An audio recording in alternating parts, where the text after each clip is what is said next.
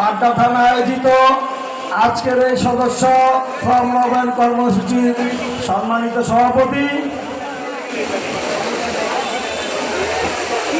আব্দুল কাদের মিয়া বাবু ভাই, আজকের এই সভায় প্রধান অতিথি হিসেবে উপস্থিত থাকবেন ঢাকা মহানগর উত্তরের সম্মানিত আহ্বায়ক জনাব আমিনুল হক।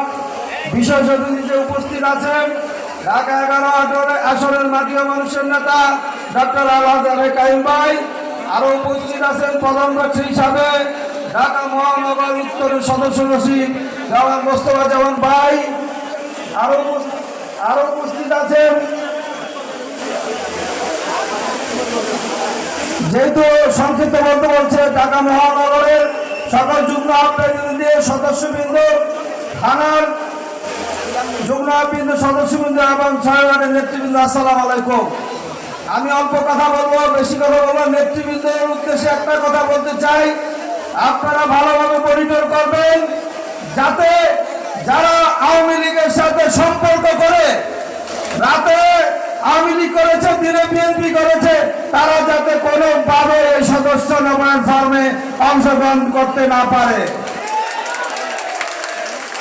আরো কিছু লোকজন আছে যারা একবার আওয়ামী লীগ করেছে, বিএনপি থেকে বাঁচার জন্য আওয়ামী লীগে তাদের ভাইদের আওয়ামী লীগ করতে দিয়েছে।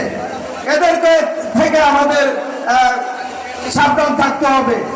তাই বলতে চাই, আমরা যাতে জেল জুলুম কেটেছি, রাস্তা আন্দোলন সংগ্রাম করেছি, তাদের প্রাধান্য দিয়েই যাতে এই সদস্য সংগ্রহ এবং নবায়ন ফর্মের কর্মসূচি চালু থাকে।